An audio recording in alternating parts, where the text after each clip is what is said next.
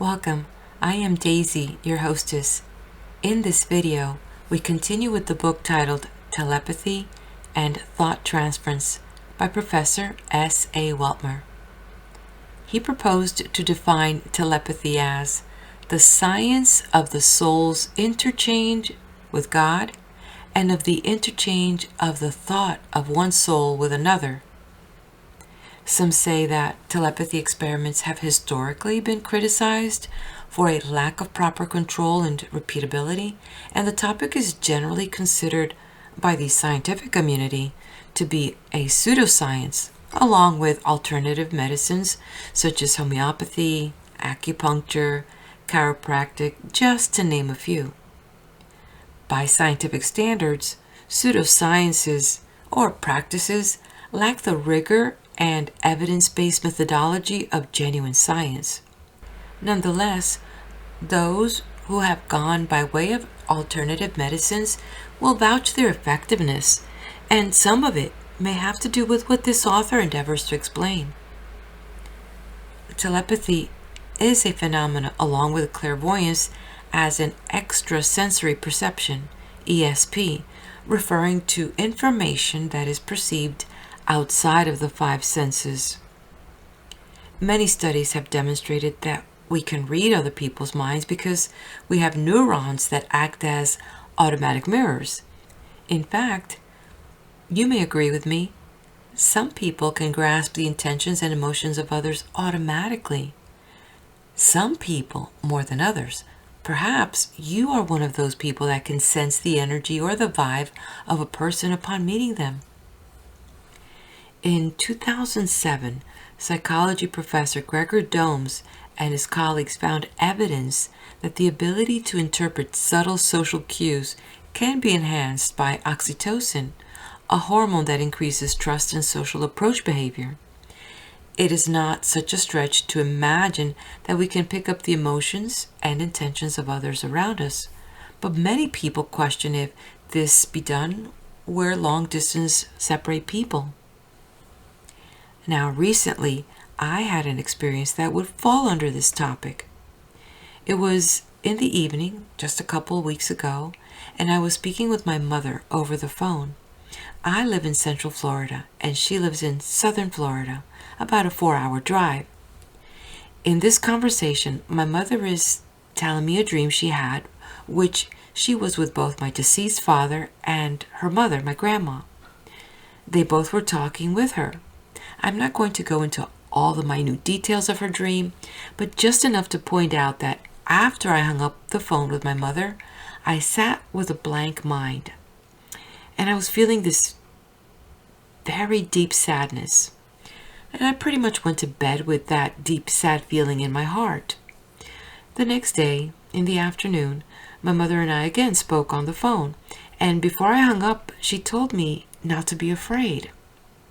And I paused, wondering why she would say that. Then, of course, I am my mother's daughter, and it came to me that she must have said that because of the dream she had. And before I could say another word, she said that when she hung up the phone with me the day before, she heard my voice as clear as if I were there in the room with her. And I said, "I'm afraid." I told my mom that I was not afraid. And of course she goes, "But I heard your voice." And I said, "Well, Mom, I know that you're 80 and I know it's just a number." But I did tell her that I did experience a deep sadness, and it was very deep and painful, and that I was not ready for her to leave us yet.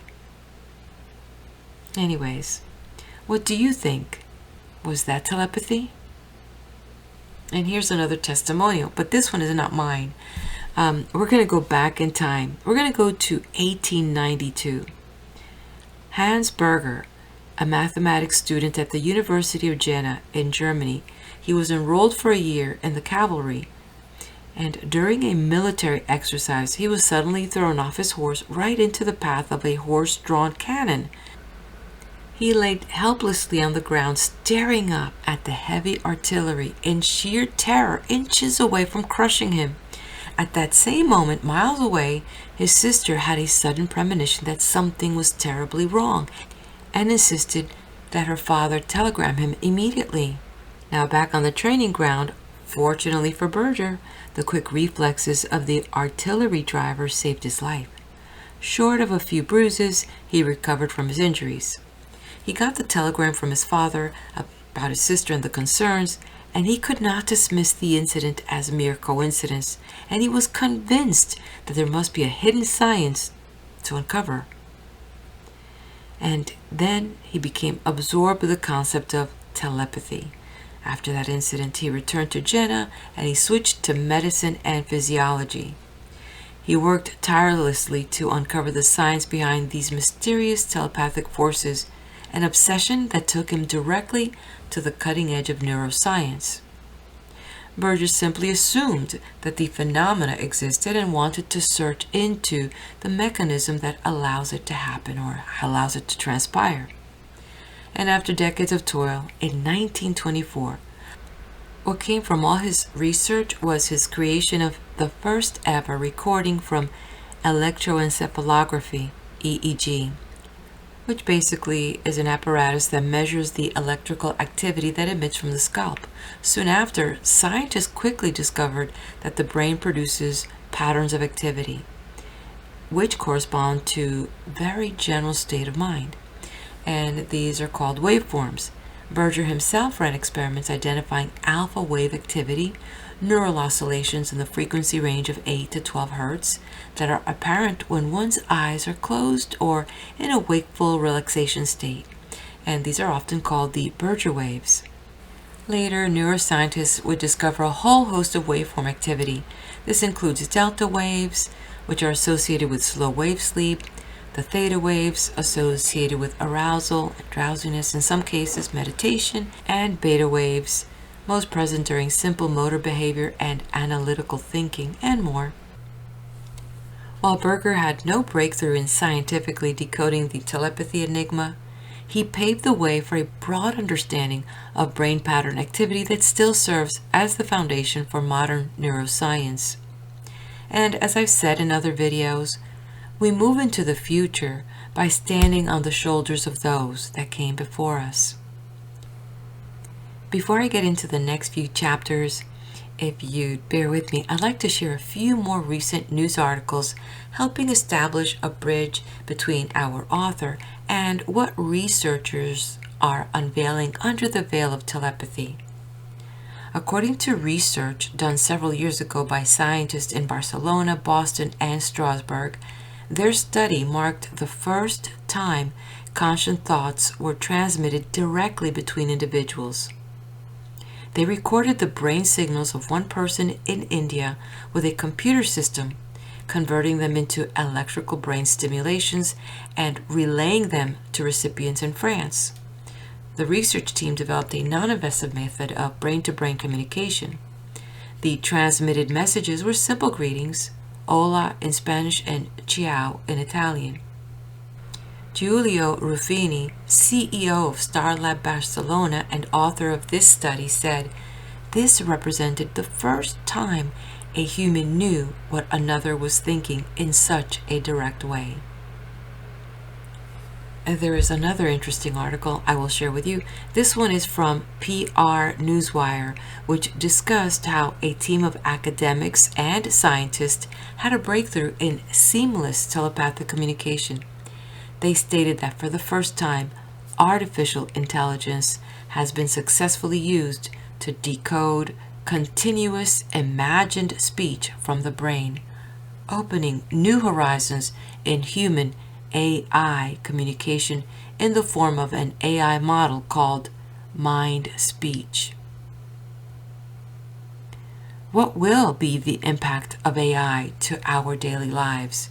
Imagine your boss reading your mind, or your significant other. For your perusal, I've left links to these articles in the description of this video. Make sure to check them out.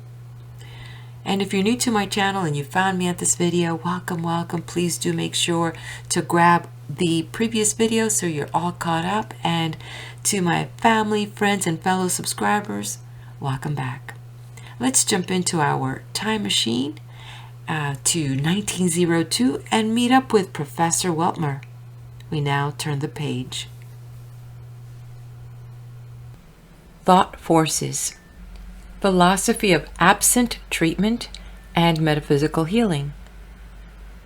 The most engrossing theme in the realm of metaphysics today is that of thought transference and telepathy.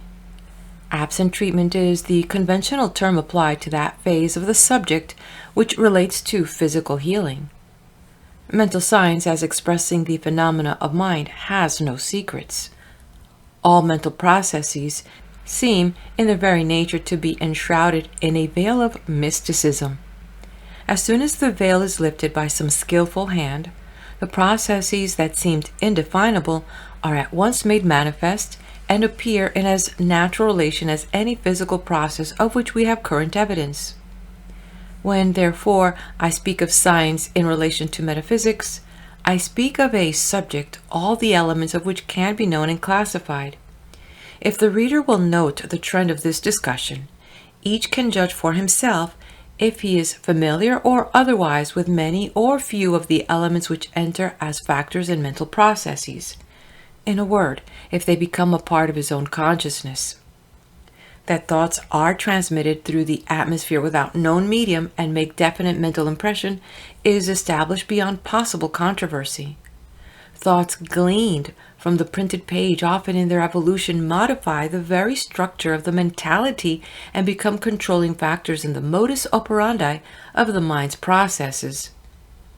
There is no hypothesis more tenable, no principle of mental action more absolute, than that which defines thought as the motive force.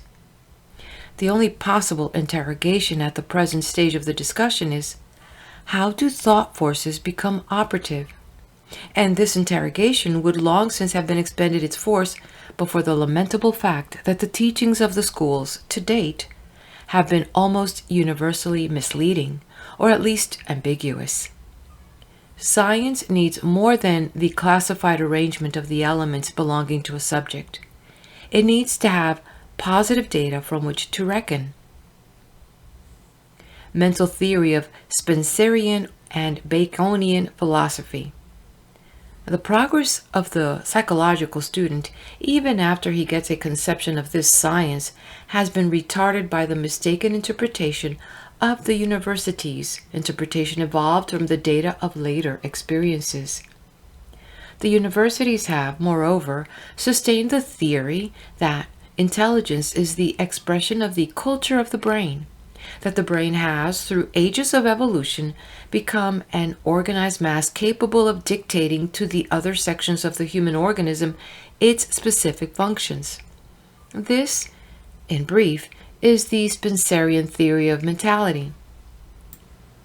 It is devoid of that undercurrent of religious thought which constitutes the vitality of the Baconian philosophy.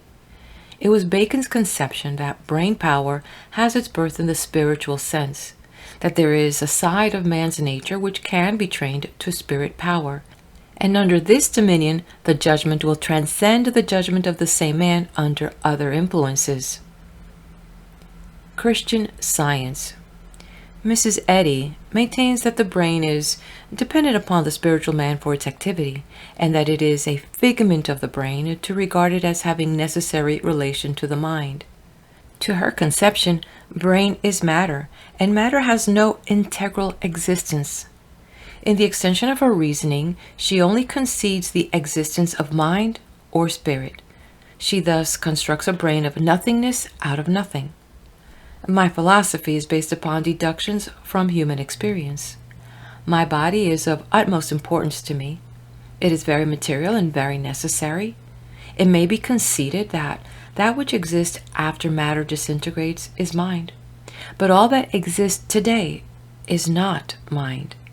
Mind has not cognized all the forces of the universe. It still has a great mass of unmanufactured raw material, out of which things not yet constructed must be constructed. Under my conception, it is body at birth. When the breath enters it, it is mind. And then the child becomes an embodied spirit, a personality occupying a body with every function necessary for its growth and evolution. The body, until it is infused with this breath of power, is an inert mass without life, without directed force. The moment its sustenance is no longer contingent upon the mother, it receives its first impulse or conception of independent life and its first breath of independent power. Under this birth consciousness of independent life, brain is the first function which the mind directs. It is no less a physical function than the finger.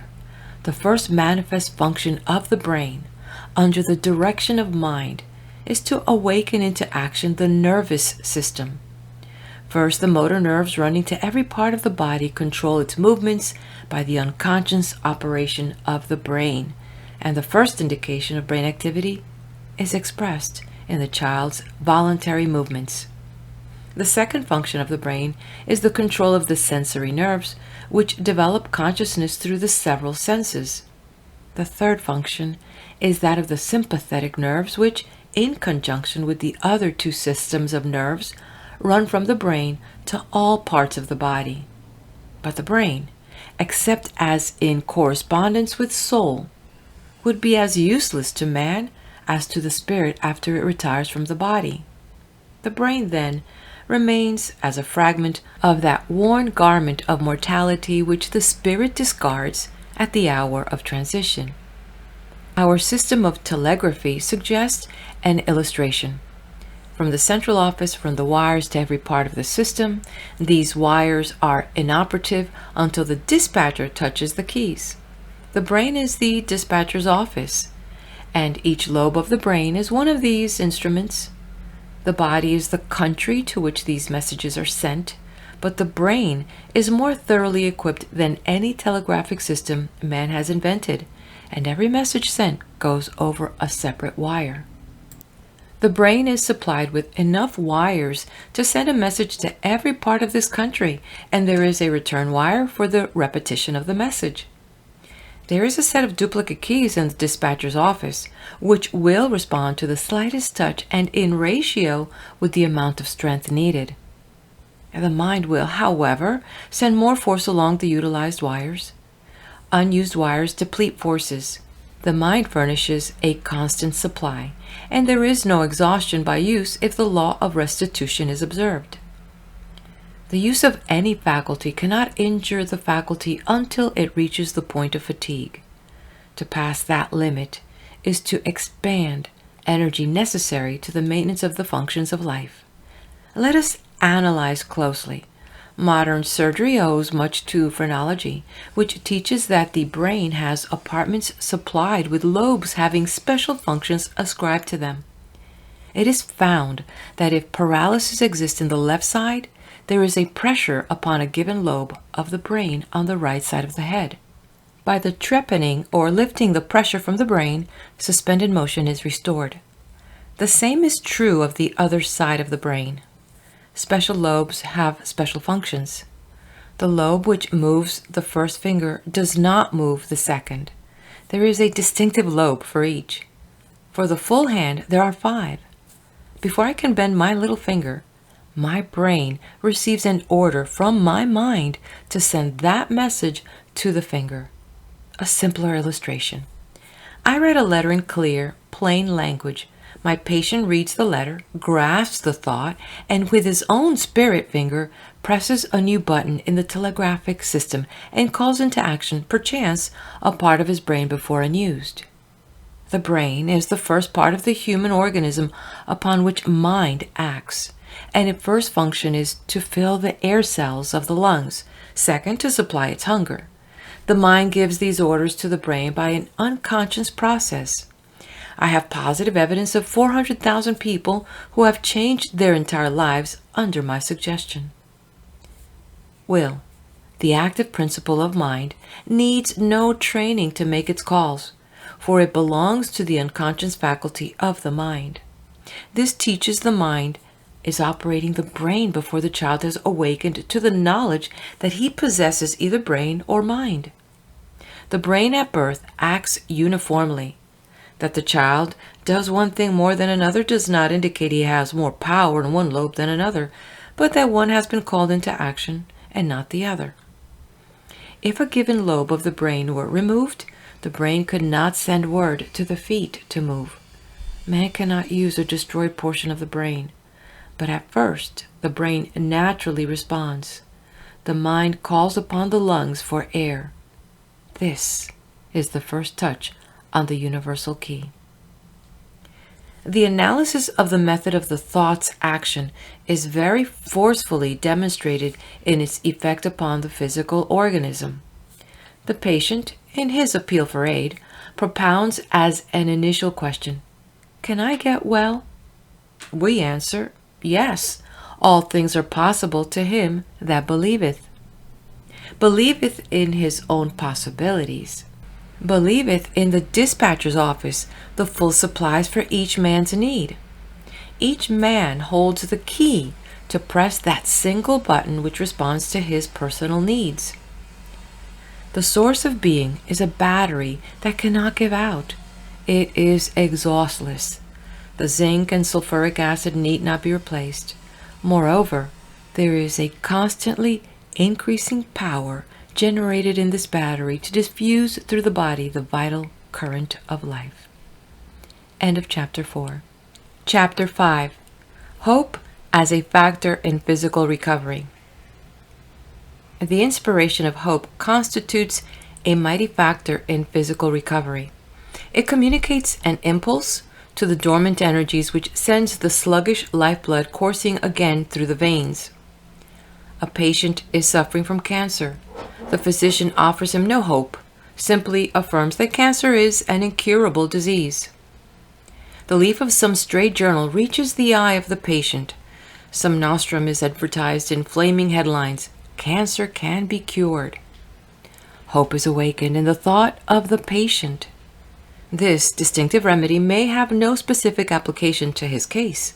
He buys the remedy. The remedy per se has no intrinsic value, but by the subtlety of thought, the attitude of the patient toward his condition is changed, and the progress of the disease is at least retarded. The patient has received another message from the dispatcher's office. The same philosophy of thought is manifest in our method of absent treatment. The absent treatment patient waits for our instructions. These instructions have in them all the validity of given hygienic measures, but their chief virtue lies not in our thought toward the patient, but in the patient's thought toward himself, as finding in our instructions the true highway to health. Belief does not effect the cure. It makes the cure possible. It calls forth that dynamic force of the body which, under the touch of disease, has become dormant. Illustrations from experience. A gentleman came to us for treatment who said he had been unable to retain a glass of water on his stomach for 15 months.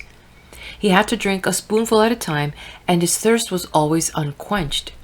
I said to him, "You can drink water if you think you can, and I will illustrate to you that any kind of secretion which the stomach requires for the appropriation of either the solids or liquids can be formed by thought." My purpose in this was to convince the man that if he adopted a thought and made it his own, it would have an immediate effect upon his physical organism. At that moment, a vigorous young man, Professor G, was sitting on the front porch. We stepped out and I asked him if he felt as well as usual. He said, "I do." I said, "Very well, Mr. G. I want you to direct your thought to your stomach and of its immediately forming a secretion as nauseating in character as ipecac, and I will give you just 1 minute to empty it out of your stomach." In less than a minute's time, the stomach had disposed of its contents. I then said to my patient, "Let me tell you what had to take place before that could be done.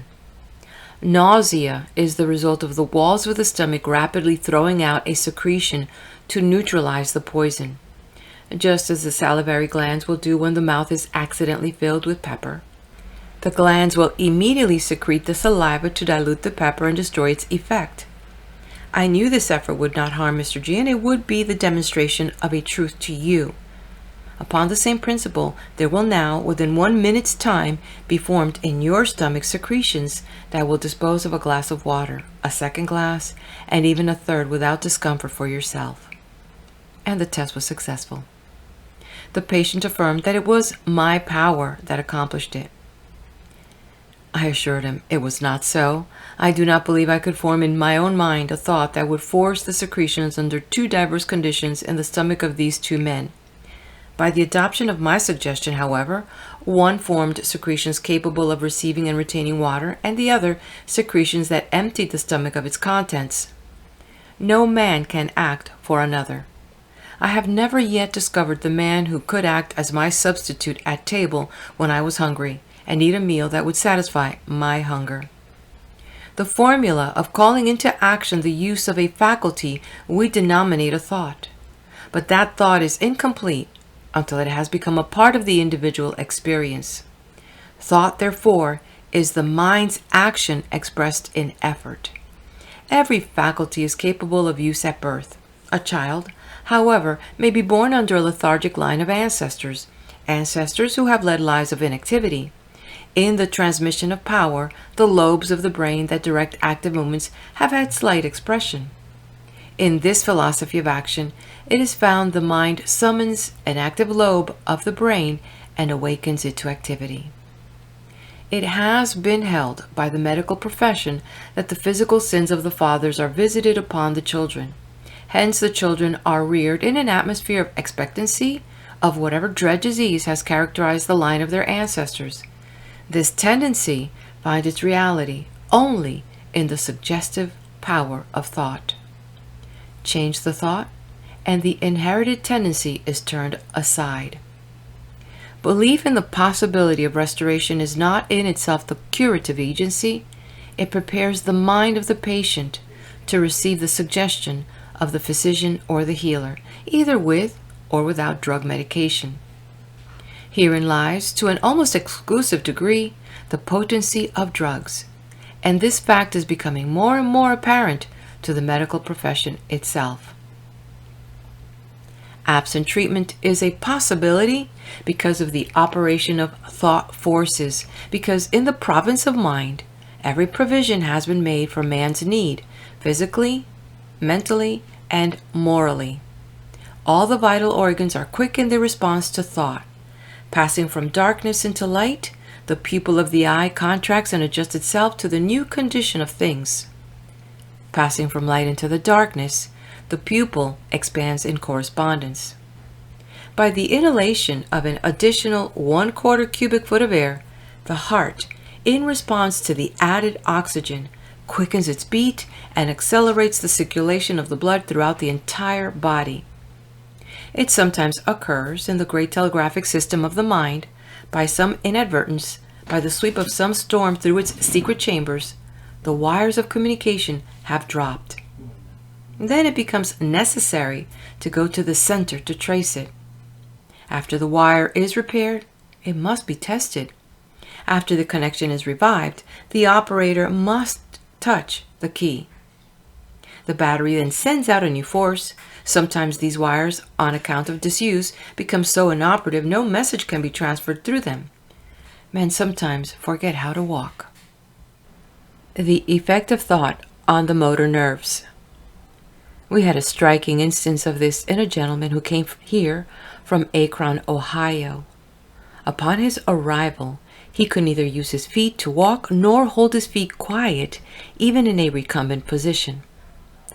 Our first effort was to convince this man that the power was latent within him to control the movements of the feet. In an incredibly short space of time, I met him walking through the hall. I asked, "How did this occur?" He answered, "Professor L. put all the magnetism of his own body into mine." I answered, "Do you think so?" He replied, "There is no other solution of the mystery." But this man's recovery lay within the province of his own mind when he accepted the suggestion of the latent forces within him. The brain, unlike the telegraph office, has but one operator who has the skill to touch every set of keys. Man throws into disuse a dozen keys, perhaps when he says, "I can't." He receives 1,000-fold more in God when he says, "I can."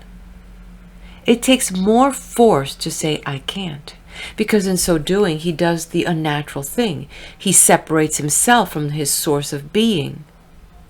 When he affirms, "I believe I can do this," he has opened the avenue of his body to the influx of the divine power, and there is something within man that responds to the summons of the divine within him. There is constantly passing out of the brain to the human organism 1,000,000 times more power than is requisite to the fulfillment of life's functions, if that power is recognized and invested. The law of habit is all-powerful. The ability to perform a given act is multiplied indefinitely by repetition. This fact is distinctively true in adjusting the functions of the body. In the mental and moral, as well as the physical realm, man should trust to the intuitive side of his nature. Our intuitions spring from the unconscious mind. That unconscious mind is always in touch with the infinite. All thought is received from this one mind, the mind of God. The brain is the physical function acted upon by the mind. In this secret chamber of the soul, there is no personage but yourself. No other ever can enter there. The operator in this office is you. When the mind leaves the body, it does not bear away the brain, but the brain without mind to dictate is like the dispatcher's office without a superintendent. The brain is the instrument, but no messages can be sent, for the operator is gone. It matters not how brilliant he may have been. It matters not what the executive force of the will may have been. The body lies there, inert. The brain, with all its functions, is intact. Not a single lobe has been removed, but no operator upon the earth, however skillful, can again awaken to conscious action that brain from which the spirit has departed. Thus it becomes evident the brain is only a physical function, and though capable of receiving impressions and transmitting them through the nervous system to every part of the physical organism, yet the brain per se is not necessary to the mind's action. Memory, independent of the brain, guards within its silent chamber all that is sacred, undisturbed by any fluctuation of the functions of the brain. Brain is non-essential per se in the evolution of the religious type of man's consciousness. It is non-essential per se to his knowledge of the infinite beyond. This is in a moment apparent by putting an interrogation or two. If the brain becomes disordered, is it at the expense of man's religious nature? Verily not. Is memory a faculty of the brain? If so, what would heaven yield? Take from the Christian world the hope of recognition of friends after death, and the sweetest hopes of the life to come die as the embers upon the hearthstone. We understand, then, the brain is nothing more than a physical function operated upon by the mind, the same as any other organ of this mortal body, and that thought forces, whether in the religious, social, political, or commercial world, have the same origin. Nor can man be religious today and irreligious tomorrow. Man's religious nature is as the trend of his thoughts, and that thought must have permanence to build the structure of character. Let me give an incident in point, which I have heard from the lips of my grandmother concerning her stepson. This young man, Joshua by name, belonged to a religious sect very strict in the observance of religious formulas. He had a lot of cattle. Among them was a red heifer that insisted upon jumping into the cornfield until Joshua became so exasperated that he laid aside his religious scruples and began to swear. My grandmother heard him, went out to him, and said, "Joshua, Joshua, remember you have been ordained deacon, and you must not swear." He replied, "Mother, go back into the house. I want you to distinctly understand I have laid aside all the religion I ever possessed until I conquer that cow." This incident illustrates the inconstancy of superficial thinking.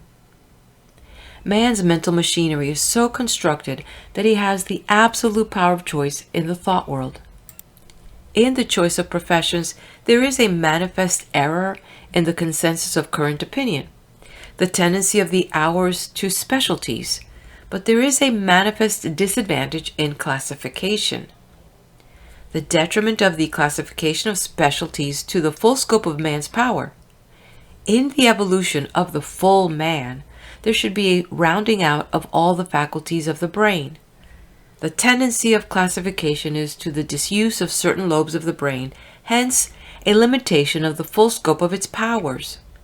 That man should be equally strong in all lines of action is a paradox, but that he should be the mighty man of a century in a given line simply isolates him from the race, places him upon the pedestal of the unapproachable, and as a result weakens his power to draw all men unto him. The race cannot swing itself to a tangent. The multitudes, each expressing in himself his individualism, still, in their cooperative energy, become an insensitive each to the other, and so fulfill the higher law of being. In the further pursuance of the science of the mind, it must always be remembered that man's beliefs are the controlling forces in the summary of his activities. The vibrations of thought from one mind, borne by some invisible current of power, brush the sensitive keys of another brain, and that key responds in giving out a certain impulse of thought, much as the Aeolian harp, when played upon by the evening winds, responds with its gentlest cadence. There is another phase of this philosophy of mental action. It is the philosophy of non-resistance to vibrations. Non-resistance is equivalent to agreement. Where there is no antagonism, there is harmony. Harmony has its impulse in the primary principle of belief. Antagonism has its origin in the absence of attention to the subject under consideration. Thought forces, not Baconian nor Spencerian, not the forces of any distinctive thinker whose philosophy has done much to shape the currents of religious or educational movements, but thought forces per se, as general beliefs, are the controlling energy of the universe. These thought forces are the energy of the mind, not brain. Materialism specifies that in brain culture lies the evolution of mind. This is the fallacy of our educational systems. The Spencerian philosophy is the only standard of the theologians. There is a higher, a diviner philosophy demonstrated in the life of him who walked among men as the unknown, the misinterpreted. He enunciated the philosophy of all later experience. As a man thinketh in his heart, so is he. Based upon this divine principle, unafraid of contradictions, fearless of its overthrow, altogether conscious of its ultimate triumph, the writer bases the indestructible principles of this philosophy. End of chapter 5. Chapter 6. Varied manifestations of telepathy. The Greek palimpsest. I have always believed words had in them deeper significance than as written symbols they would indicate. The words telepathy and thought-transference are the written symbols of a slightly understood, eagerly studied science. In this chapter, I will consider 3 things. First, what thought is. Second, what mind is. Third, the contradistinction between a thought and an idea. The old Greeks had a tablet called a palimpsest, on which was engraven a message. Above this message was a covering of wax. Upon this wax was recorded the next historical event. Upon this impression was a second layer of wax and another record written. In this way, the historical archives were preserved. In tracing the record for subsequent history, one wax impression is removed, then a second, and thus the entire history. The old Greek philosophers believed the mind was capable of receiving impressions. Memory is itself a tablet upon which is registered the record of life's events. It is the feat of recollection to overturn one of these leaves. The overturning does not destroy the mental tablet. It was a theory of Aristotle that the mind was strengthened by its successive impressions, fortified by uncovering these leaves and becoming familiar with the transcript. Another writer illustrates the mind's processes by the action of the spider and his web. The spider sends out its delicate threads and attaches them as tentacles to the things he would draw to the center. Thus memory constructs its web and sends out its tentacles to lay hold upon the material desired. Later, psychologists begin to get hold of the conception that thought is a creation. The Greeks had a very indistinct conception of immortality. Under the new thought, it is assumed that each mind fills the universe, and each thought is a germ like that of a mustard seed. A germ thought is the idea in embryo. A full-grown plant is that which is constructed out of the thought. It is the product of thought. The undeveloped germ, therefore, is the thought. Matured, it becomes the idea. Ideas are creations. A thought creation has its inception in the divine mind. He is the only creator. God spans the heavens with the rainbow. The artist draws his colors from the tints of the rainbow. The tints are God's. The artist reproduces. Thus man constructs thought. The thought is resident in the soul of the artist. Upon his canvas he constructs that thought into material form. Memory is the repository of thought. The soil of the earth gives us a simile. A thought deposited in the mental soil may seem to be lost for a time. It may be choked with weeds, or the soil, perchance, was not strong enough for its evolution. But it can never be forgotten. The seed was sown. The mind will not surrender its germ. The seed cannot be withdrawn from the earth which has transformed and received it into its bosom. Mind comprehends the universe, but the mind must first construct the universe in thought form as a gardener constructs a framework about his plant.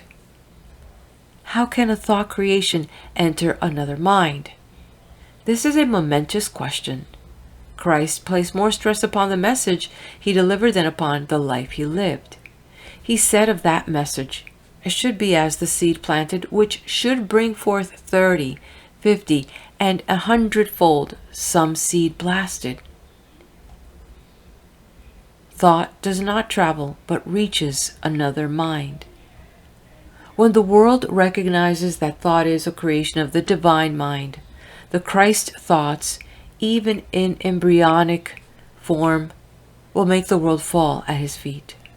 These thoughts adopted in the mind of man, expressed in his life, man will understand how Christ could have said, I will draw all men unto me.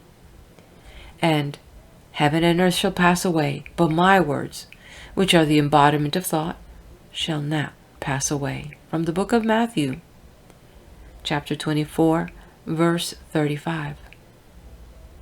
The parable of the sower was scientific. It holds the latest thoughts of science.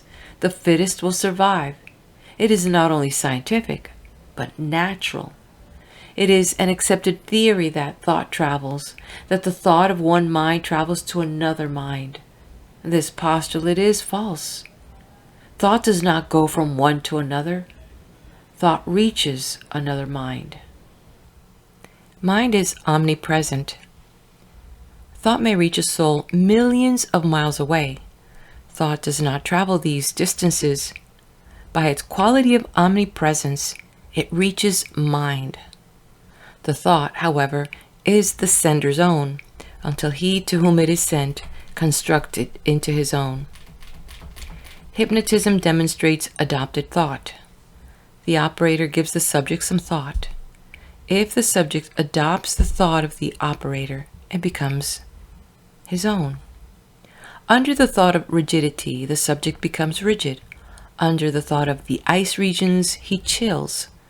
Transfer him to the tropic sun, and heat suffuses him. But the subject's conception of thought is his own. Thought projected by the operator's mind is transferred to the subject, and in his mind constructed into an idea. Induce the subject to assume the passive attitude. Tell him he must sleep 30 minutes. The operator can leave the subject. It will take the subject 30 minutes to construct a full thought. At the expiration of that time, the thought has reached maturity and the subject will awaken from his sleep, whether or not the operator returns. What then is thought transference? It is not a new theme. It is not a creed. It is not a sermon. But there is neither creed nor sermon written which does not unconsciously convey the suggestion of thought transference from the divine mind to the human. What structures have been built upon thought in the world's history? And John Wesley, under the impulse of the necessity of new methods in ecclesiastical forms, sent forth thoughts whose fruition is found in the world organization of Methodism. Martin Luther, discarding formulas of faith, rejecting the intervention of priest or creed, came into personal communication with divine mind and projected the conception of salvation by grace. The great Lutheran Church stands today as that thought in its maturity. Luther held in his very hand the freedom of more men than Abraham Lincoln in his Emancipation Proclamation. Out of the various conceptions of those who have established churches have grown 1,400 different denominations. What was Wesley's inspiration? What was Luther's? Whence came that inspiration? From the promptings of the divine mind to the human. Thus, from the unseen world comes the embryonic ideas out of which have been constructed the tenets of Christianity. Thought received from the divine mind has all the force of that originality. In the canonical books of the Bible, it is recorded that men went away into the great silence. Moses went to the burning bush to receive from the divine mind its commands. The children of Israel murmured in the wilderness because they had no flesh to eat. And the Lord spake unto Moses, At even ye shall eat flesh, and in the morning ye shall be filled with bread. At even the quails came up and covered the camp. In the morning, when the dew was gone up, there lay upon the face of the wilderness manna. And Gideon asked of God in the wilderness if he should go up to battle against the Midianites, and asked as a token for dew upon the fleece of wool. In the morning Gideon wringed the dew out of the fleece, a bowl full of water. And thus whosoever prevailed with God entered into the secret places and listened to his voice.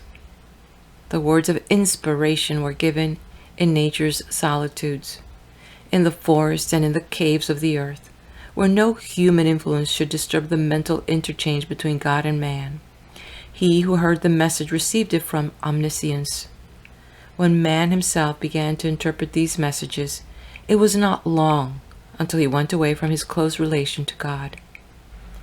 Then man constructed a satanic personage and believed that from such a personage he could receive messages.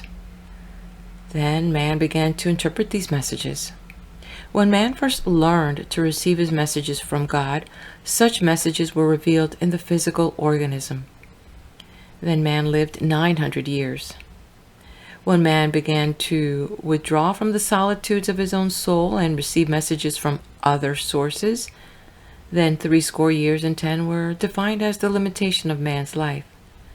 But man had withdrawn himself from the divine source of life. God's thought never enters the mind when other thoughts exclude it. When God's thought enters the mind, nature speaks to him her own varied language. The tints of autumnal color express to the soul the infinite processes. The flight of the eagle conveys to man the sense of his own possibilities in the higher realms of movement. The whisper of the forest leaves is the paean of thanksgiving to God for abundant life. Thus, in every sunbeam, in the voice of the soughing winds, in the diapason of every sea wave, in the deep mutterings of the volcano, is heard the voice of omnipotent thought. But man cannot build a thought by mere reflection. It must become his own structure by the work of his own hands. Thought requires action. Thought, as a seed germ, has its eons of evolution. One generation of man may not bring the race thought of that generation to full fruition as an idea. Telepathy explains coincidences. To demonstrate that thought from one mind can reach another mind, my mother was living in Washington Territory, I in Sedalia, Missouri. I sat down and wrote a letter to my mother. Before mailing, some lines of it became defaced and it lay upon my desk. A few days later, I received a letter from my mother, and as I read it, it seemed familiar. I compared it with the defaced letter of my own. I discovered the first 4 lines were the same in both. I looked at the date. I discovered that in the exact moment my mother wrote her letter, I had written mine. The words had been transfused into thought, and one had taken the thought impression of the other. This teaches the universality of mind. Minds are inseparable, but they have not studied the laws of recognition.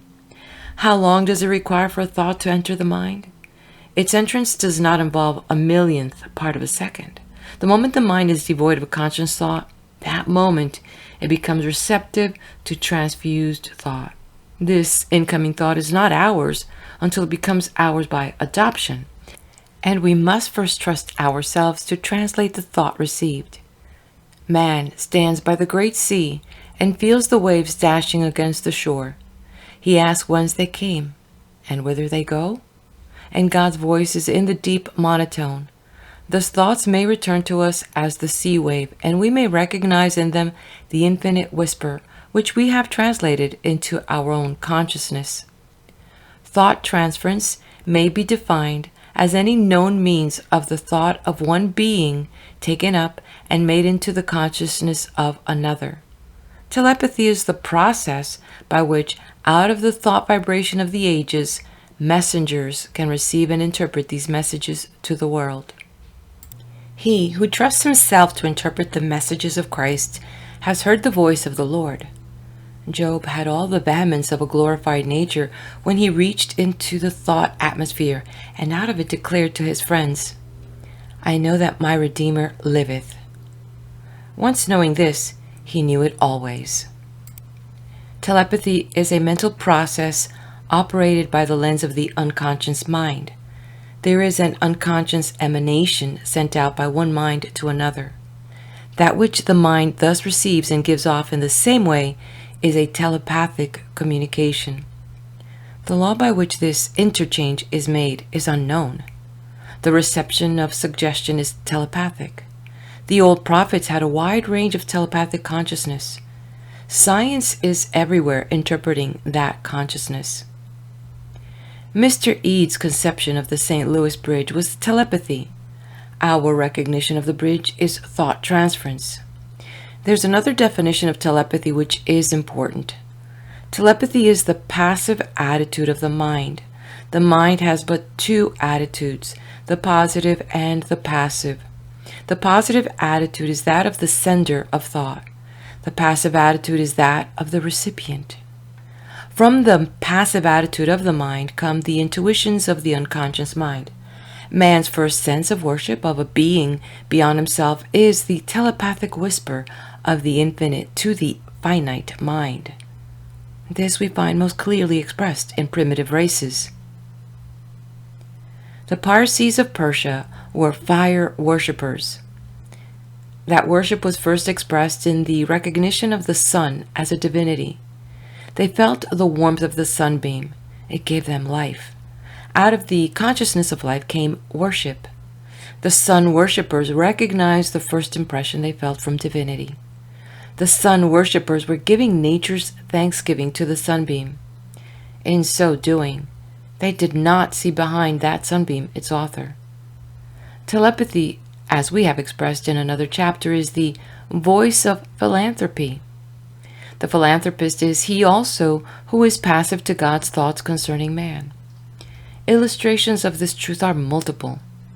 Florence Nightingale was the Nightingale of Crimea. She was not, however, born of the Crimean War. In the years of her brilliant girlhood, in her home of English affluence, she heard a voice whispering to her soul of ministry to the sick. She wandered about the lanes and byways of London in search of the sick. She devoted years of study to problems of sanitation and hygiene to the hospital systems of Europe. Later, upon a pleasure trip up the Nile, she was the angel of healing to the sick Arabs upon the route. When England needed a nurse for her wounded thousands in the Crimea, she responded, and by her own skill reduced the death rate in the beleaguered camps of Inkerman and Balaklava. From 60 to 2%, she did more. With her own hands, she took down the boulders of prejudice concerning women's prerogatives, which the fingers of the centuries had builded storeward. She won from the English people the most profound recognition of England's Queen and Parliament. She had received a message from the infinite thought, and transcribed it not only into the souls and bodies of men, but into the thought of the governments of the world. That thought expanded in the minds of thousands of American women under the imminence of war, and expressed itself in the great Sanitary Commission of the Civil War. The vibration of that great movement swept back again across the seas, and was the impulse which resulted in the organization of the Society of the Red Cross of Geneva. Our own American Clara Barton received this vibration of power into her own soul, and herself became the evangel of all lands which linked themselves under the ensign of the Red Cross. She, too, responded to the impulse of the divine within her, that voice of divinity made audible by the nightingale who sang its first song.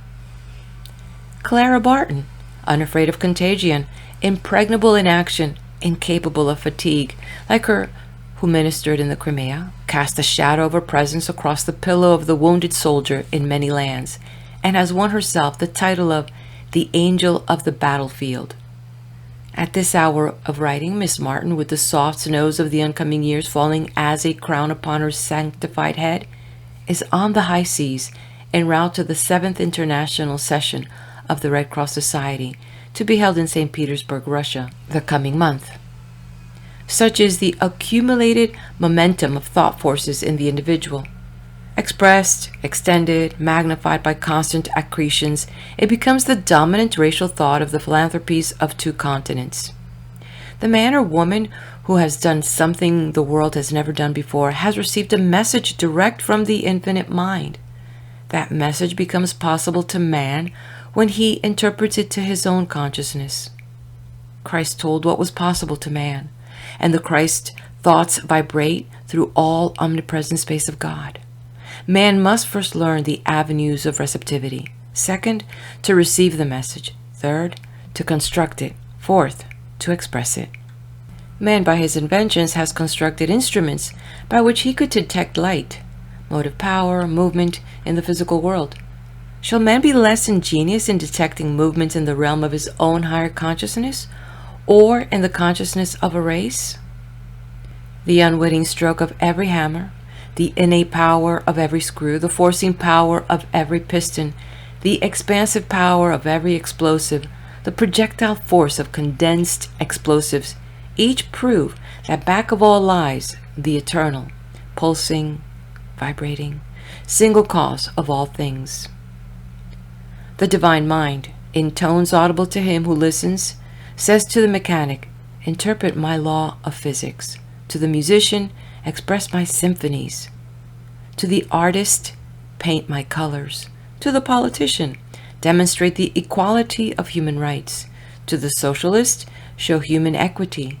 To the religionist, "Blend all these things and show that the Father of the Christian is the Father of the world, that the whole race are blended in God, the Father, and as His children, doing His will, which is adapted to each, which is the interpreter, the Holy Spirit, form a unity of Father, Son, and Spirit, the result being a oneness, which is all in one, having its original impulse in Spirit, active through the Son, demonstrating that God is all and in all.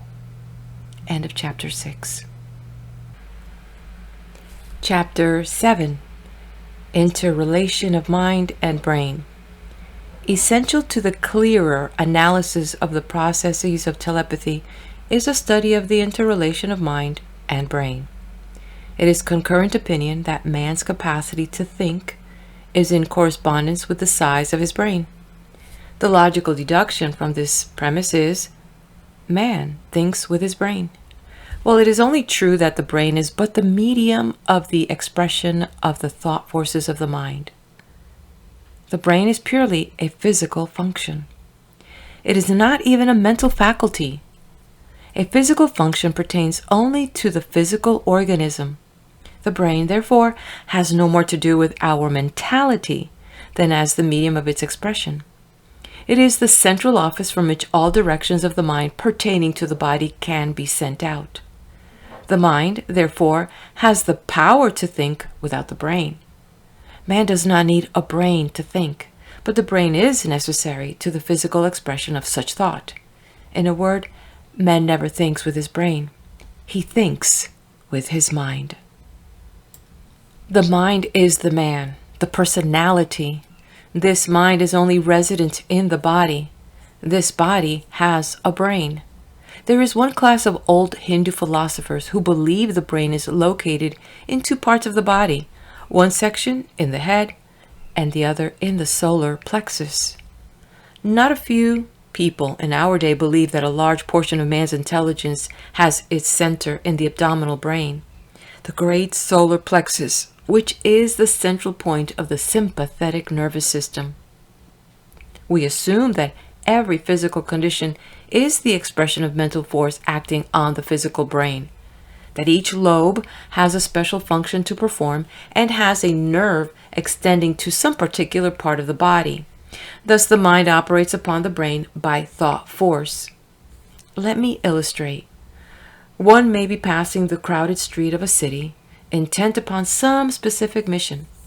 The physical organism is making no demand. Suddenly, the eye rests upon something that appeals to the appetite.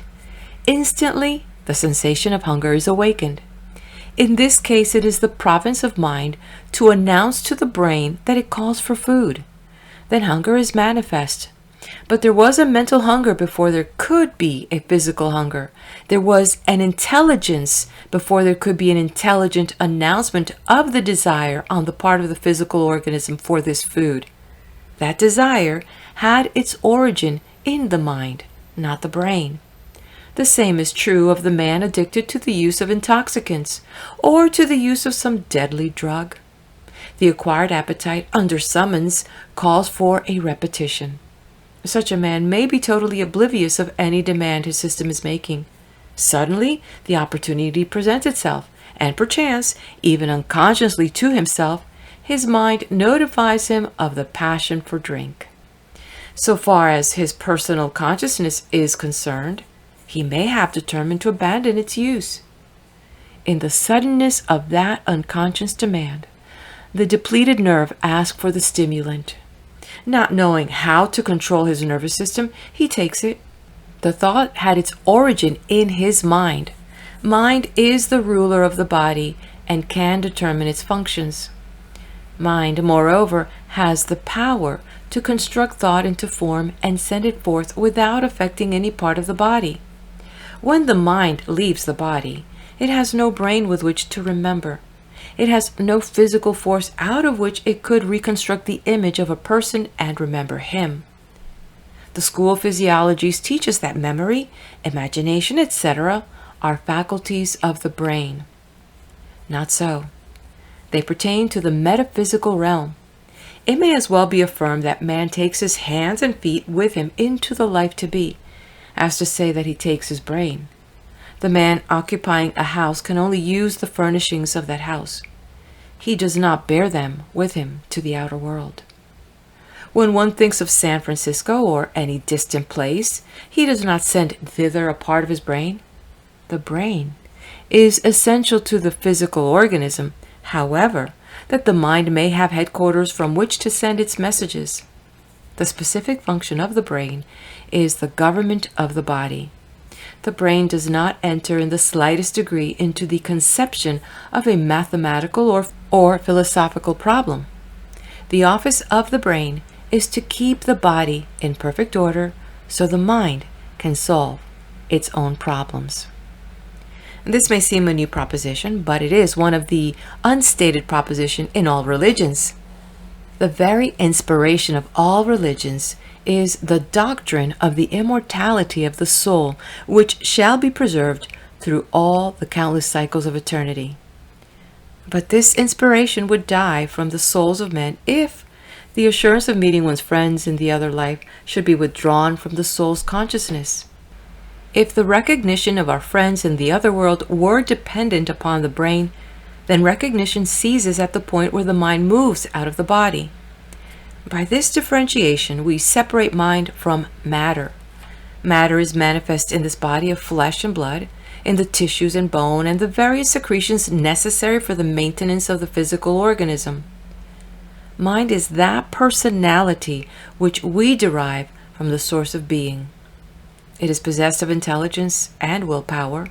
At life's inception, before any disorder of the physical organism took place, that intelligence was so complete that every lobe of the brain was in perfect condition to begin the execution of its functions. Anything that has power and intelligence must have being. It is the real essence of being. The mind occupying this body must, either consciously or unconsciously, through some particular lobe of the brain, direct the foot to step, the hand to move, the secretions of the human organism to form, etc. Mind is the director, brain the executor. Hence, the moment the mind leaves the body becomes inert because there is no longer a resident power to direct its movements. By this analysis, it will be apparent that all interchange of thought is mental interchange. Hence, mind being universal, the presence of the physical is not necessary to thought transference. It is the unrecorded experience of thousands that thought, without any external means of communication, sent by one mind, is registered on the brain of another, distance offering no limitation to its transmission. As we have said in a previous chapter, the mind has but two attitudes, the positive and the passive. The sender is always in the positive, the recipient in the passive attitude. Herein lies the whole philosophy of our educational system. The teacher is in the positive attitude, the learner is in the passive attitude. The same is true of speaker and auditor, of parent and child, of the military general and his army. It is out of these two mental attitudes one is able to discover the secret of all world movements, in philanthropies, in ecclesiastical circles, in governmental relation, in military movements. Herein we discover the interrelation between telepathy and thought transference. The telepathic operator, having started a vibration of thought into the thought atmosphere, that thought has a separate identity. The vibration reaching the mind of the receptive, the same impulse is communicated. Peter the Hermit. We find a striking illustration of this power of thought transference in the life of Peter the Hermit, in his organization of that masterful drama of religious history, the Crusades. Peter had wandered about the city of Jerusalem, stirred to the depths of his fiery nature, to save the city of the great king in the hands of the infidel. He returned to Europe, and history fails to furnish a more imposing figure of power resident only in the mind, than of this strange man. Riding upon a mule, with the crucifix in hand, or walking with bare feet through field and forest, in the highways and byways of the great cities, he infused into the minds of all whom he met the thought which had taken possession of his own mentality. He raised a mighty army without any military equipment whatever, an army of undisciplined men, men from every walk of life, who, adopting his own thought of deliverance, began the terrible march to the holy city. Thousands died by the way, but other thousands, under more skillful leadership than his own, followed his trail of blood, until at last both the men and the treasure of southern Europe was exhausted in the several expeditions. Jerusalem was taken. The power of the Muslim was broken, and Peter, from the summit of the sacred Mount of Olives, delivered an impassioned speech to the fragments of the victorious army. Godfrey was crowned king, and peace came again to the disordered city. The history of all great military movements is a record of the mighty mental energy of thought transferred from one mind to another. We diverge, however, from the main topic. To say no message for the universal slaughter of the race ever came from the lips of him who gave to the world the Father's message, "Thou shalt not kill." The frenzied impulse of war, to settle race questions by the arbitrament of the swords, finds its initial impulse in the passions of men. Whenever man feels such impulse and gives it expression, thousands others receive it. This interchange is telepathy. Telepathic messages have, moreover, been expressed through diverse channels in all periods of the world's history. They have been expressed in dreams, in the visions of the night, in the visitations of angels. Belshazzar's vision. In the magnificent city of ancient Babylon, at a period when her splendor was at its height, Belshazzar the king drank wine at a banquet given to 1,000 of his lords. This wine was drunk in the sacred vessels which had been confiscated from the temple of Jerusalem. In that same hour came forth the fingers of a man's hand, and wrote upon the wall of the banqueting hall that uncanny message, Mene, mene, tekel, upharsin. And the king saw the part of the hand that wrote. Is it any marvel that the joints of his loins were loosed, and his knees smote one against another with fear? The message was to the king. He could not interpret it, nor could the Chaldean astronomers of his realm. They were not receptive to divine messages. They had never listened to the voice of the infinite. But there was a man within the kingdom, among the captive Jews, whose ears had long been trained to catch the whisper of omnipotence. Him the king summoned. And with the confidence of him alone, who knows when God speaks, Daniel answered, "The God in whose hands thy breath is, whom thou hast not glorified, hath sent from him the part of the hand. And thou art weighed in the balances and found wanting." Nebuchadnezzar's dream. Only a few years prior to this, King Nebuchadnezzar, the father of Belshazzar, received a message in his dreams which caused his sleep to break from him. Whereat the king commanded the wise men, saying, "The thing has gone from me. But if ye will not make known the dream and its interpretation, ye shall be cut to pieces." This demand of the king is evidence of the knowledge at an early date of the law of telepathy, else the king would not have demanded, under penalty of death, the impossible. The wise men proved unequal to the task. The captain of the king's guard summoned Daniel. Daniel went to his home and made the king known to 3 of his captive companions that they should join together to desire mercies of the God of heaven concerning this secret. In this appeal of Daniel is manifest another truth of the absolute recognition of the action of the law of telepathy under the mental unity of several minds concentrated on a given point. Daniel, the telepathic interpreter, answered the king, "There is a God in heaven that revealeth secrets." Then Daniel, having himself received the message which even the king himself had forgotten, direct from the divine mind, interpreted both the message and the dream to the king. Visitation of angels is everywhere demonstrated in Scripture. To strike from the Bible the record of such ministration is to vitiate the testimony of every essential event which indicates the divine care. Angel visitation in all years of human history, but distinctively so in the present century, has been the experience of man in his need.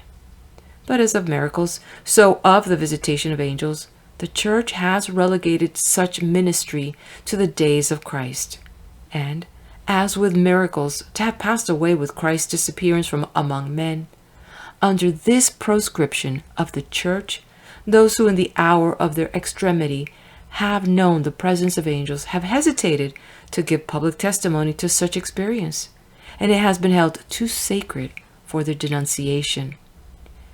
Hence we draw our illustrations only from the unquestioned evidence of Scripture, though other and abundant evidence is available. 2 angels notified Lot to flee from Sodom and Gomorrah before the rain of fire and brimstone fell upon the doomed city. Hagar in the wilderness had a message from the angels concerning Ishmael, and was shown where she should secure water for his thirst. Abraham stretched forth his hand to slay his son upon the altar, and the angel called, "Lay not thine hand upon the lad." In the experience of Jacob, a ladder was extended from earth to heaven, upon which the angels ascended and descended. Sarah, Elizabeth, Mary, the mother of Samson, each received the prophecy of their own high mission by the lips of angels. Paul and Silas were in prison. The doors were opened by unseen hands, and they were released from bondage. The angel of the Lord appeared to Peter, smote off his chains, and bade him, "Arise up quickly, gird thyself, cast thy garment about thee, and follow me." They went out even to the iron gate of the city, and when they had passed it, the angel departed from Peter. Asleep beneath a juniper tree, as Elijah was fleeing from Jezebel, an angel touched him on the shoulder, and he discovered a cake baked on the coals and a cruse of water, and he did eat and drink, and went in the strength of that meat 40 days and 40 nights. An angel with drawn sword in hand crossed the path of Balaam's ass to interrupt his course, and when Balaam smote the ass, Balaam's eyes were opened. He saw the angel, and bowed down his head and fell flat on his face. The angel of the Lord accompanied Gideon when he went out to meet the Midianites in battle. The Bible itself gives assurance of the continuance of this divine ministry, of this medium of thought transference from the divine to the human. "For he shall give his angels charge over thee, to keep thee in all thy ways." Psalm chapter 91, verse 10. Wherefore, seeing we also are compassed about with so great a cloud of witnesses. Book of Hebrews chapter 12, verse 1. The angel of the Lord encampeth round about them that fear him, and delivereth them. From the book of Psalms chapter 34, verse 7. Telepathic message of death. Under the close analysis of telepathic communication, much that modern spiritualism puts forth is easy of interpretation. A recent case in point. A lady connected with my Nevada Institute was about starting on a business trip to the East. On the day prior to her departure, she received a letter stating the serious illness of a beloved brother in New York City.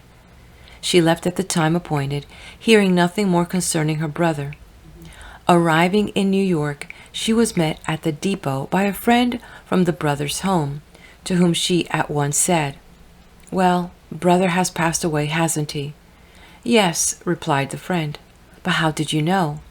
The lady replied, "I received a message about 2 o'clock in the night. He passed away about 1. Did he not?" "Yes. But who sent you the message?" "We did not think best to telegraph you on the train." The lady then gave the following experience. "In my Pullman sleeper last night, I was suddenly awakened about 1 a.m.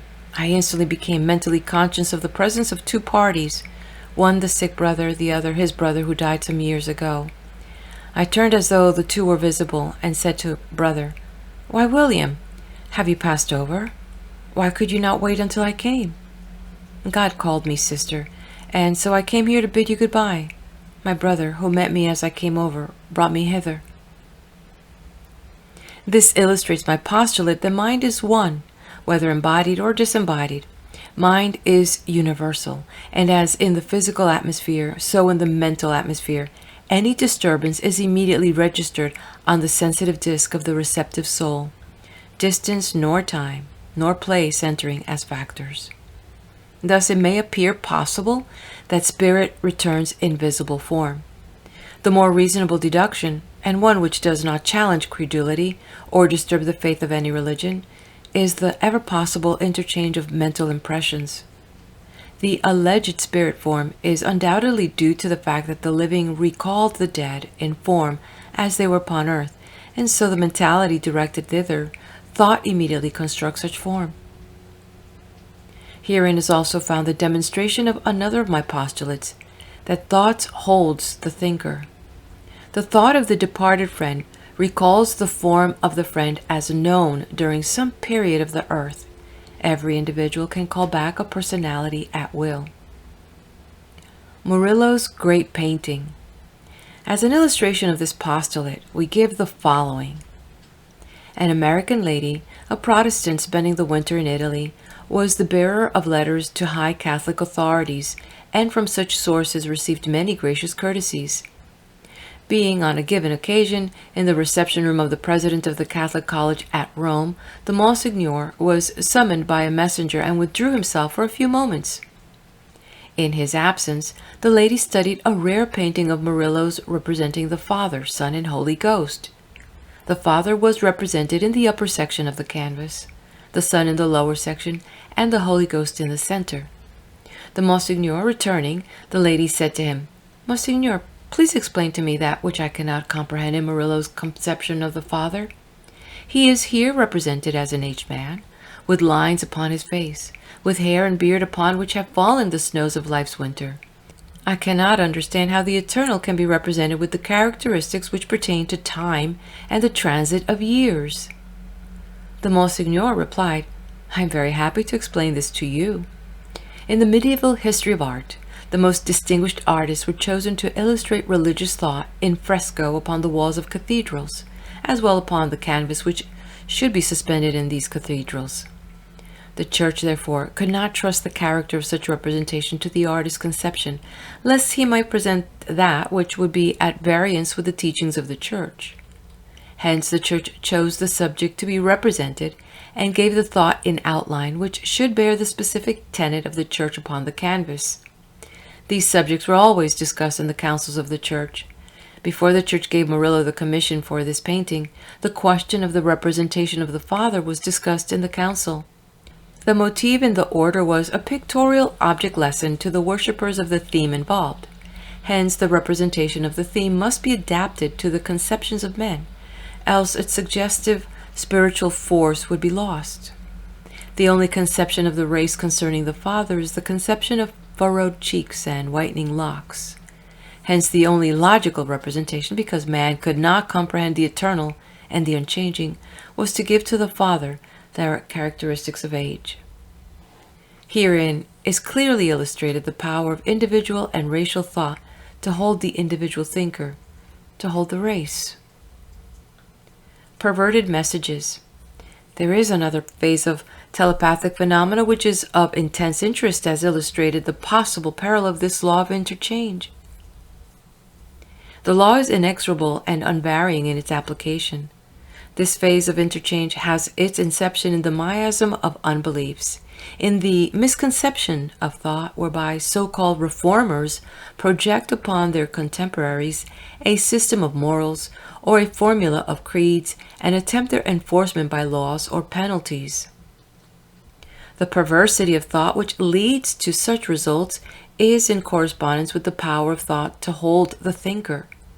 This perversity manifests itself in people whose mentality has been swept by some vibration of truth, but the mental receptivity was inadequate to its full interpretation. Calvin and Servetus.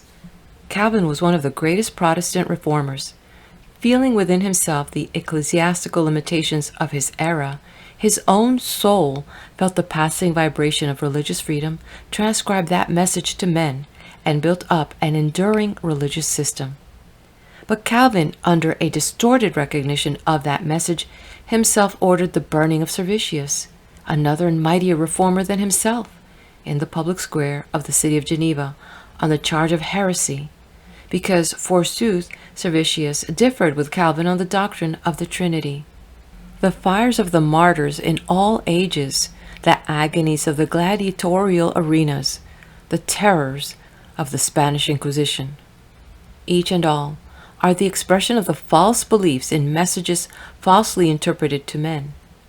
The authors of the world's agonies have mainly been men who, not having listened well, have caught the vibration of some spent wave of the crucifixion of thought. Under its misinterpretation, They have erected other crosses and crucified anew the redemptive thought of the world. Puritan persecutions. The Pilgrims of the Mayflower, fleeing from the restrictions of religious liberty in England, burned the witches in Massachusetts under the false conception that they were in league with the devil. It is man who has constructed for himself a devil, and immolated upon his smoking altars every other victim save himself. Another, and, to my thinking, potent evidence of thought transference is seen in the animal creation. It is common to relegate the idiosyncrasies of animals to the realm of instinct, but it is evident to the close observer that animals are endowed with a power of thought. What other than thought transference to the mind of the carrier pigeon gives to its wings the direct line for the transmission of the messages committed? But I am asked, wherefore the carrier dove alone? The carrier dove is receptive to the message, but what process does the cavalry horse scent the fray from afar, or, when suddenly mounted, express in every muscle the expectancy of action? By what other than the process of thought transference from the mind of the rider to the receptive mind of his faithful charger? A curious tale is told me. Near an abandoned military fort in an adjacent state is located one of the national cemeteries, where lie interred several hundred of the soldiers of our Civil War. At the fort, however, was a company of cavalry under continuous detail. The cavalry horses were grazing in a pasture 1/4 of a mile distant from the cemetery the past summer. The body of one of the cavalrymen who had died at his home was being interred in the national cemetery. As the body was lowered into its narrow receptacle, after the usual military custom, minute guns were fired above the grave. At that moment the horse of the dead man broke from its enclosure and with impetuous bearing rushed to the cemetery and dashed about the outer walls, seeking ingress. At last, in his desperation, by some supernatural instinct, he threw his feet to the summit of the wall and attempted to scale its height. None who witnessed the effort could but feel it was the expression of grief of the dumb animal who would bear a part in the final ceremonies. It was only by extreme effort a tragedy was averted, as every cavalry horse in the distant enclosure plunged wildly, madly after their leader, each evidently intent upon action under the firing of the guns. This instinct of devotion is often manifest in the dog.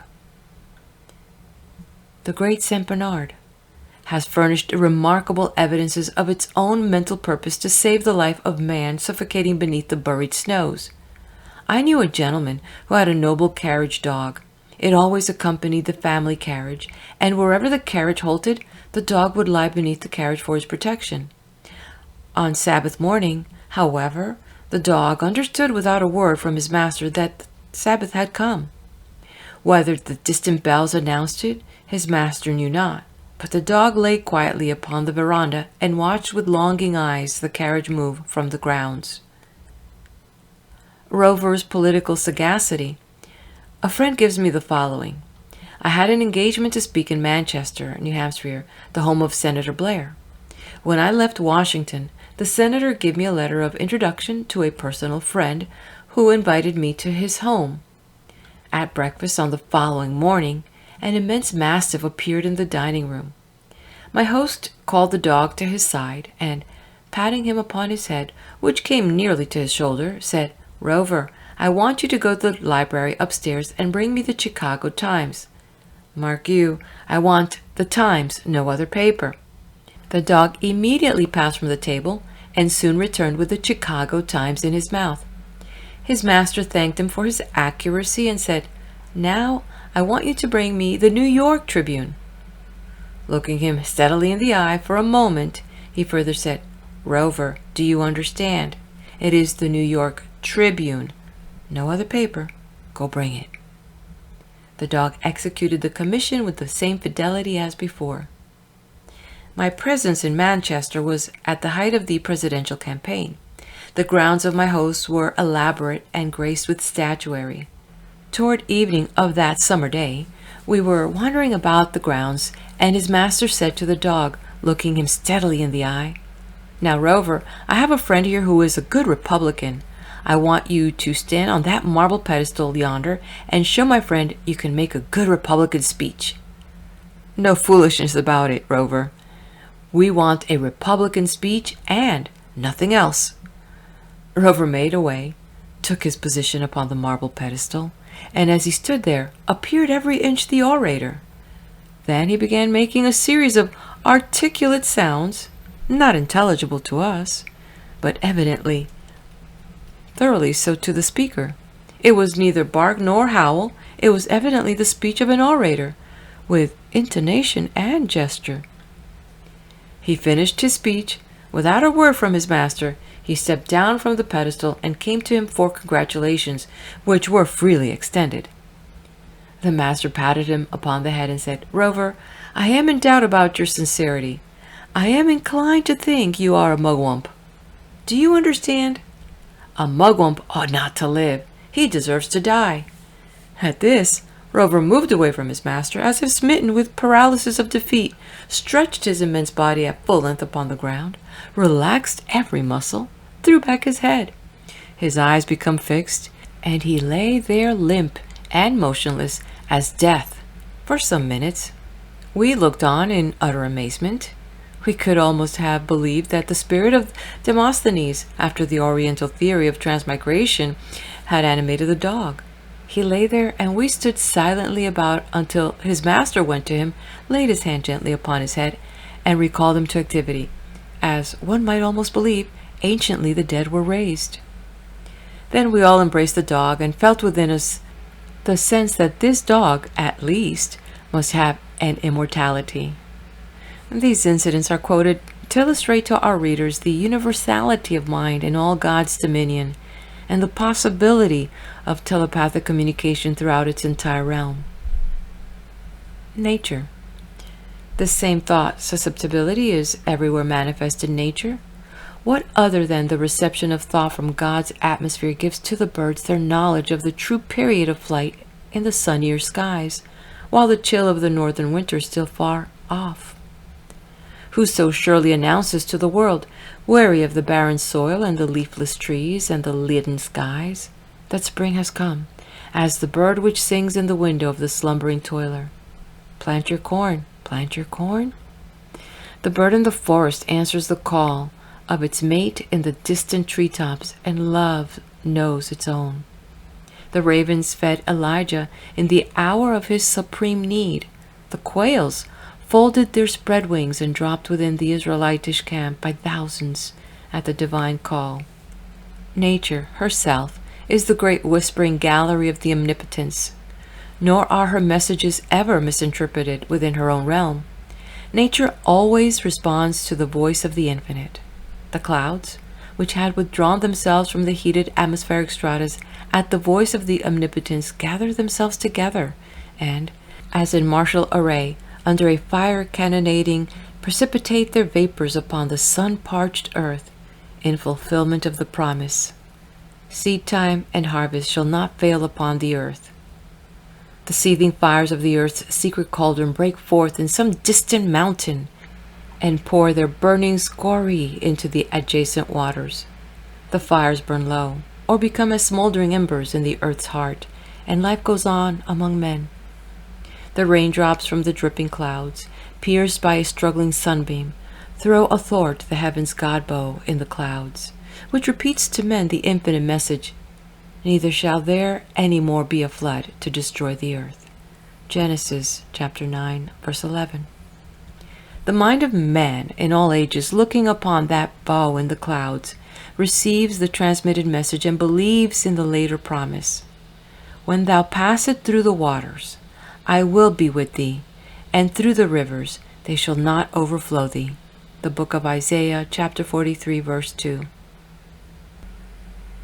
Telepathy and thought-transference are the great underlying forces of individualism, as expressed in all social, commercial, or governmental exigencies. The man who understands individualism understands Christianity. The law of thought transference, correctly understood, puts man in proper relation to men, so far as man's relation to man thought transference has to do. The law of telepathy, faintly comprehended, has held man, anchored him, in fact, to his source of being.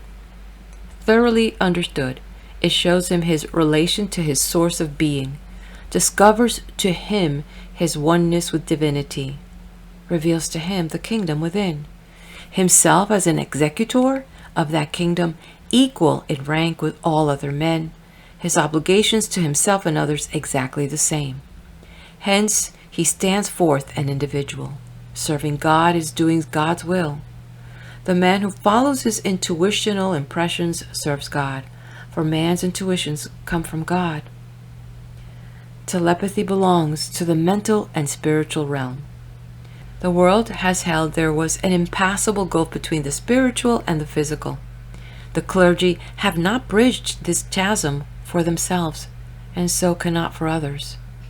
Hence, we have no religious unity. End of chapter. Have you experienced any telepathic encounters or experiences yourself? If you have, leave a comment. I'd love to hear about them.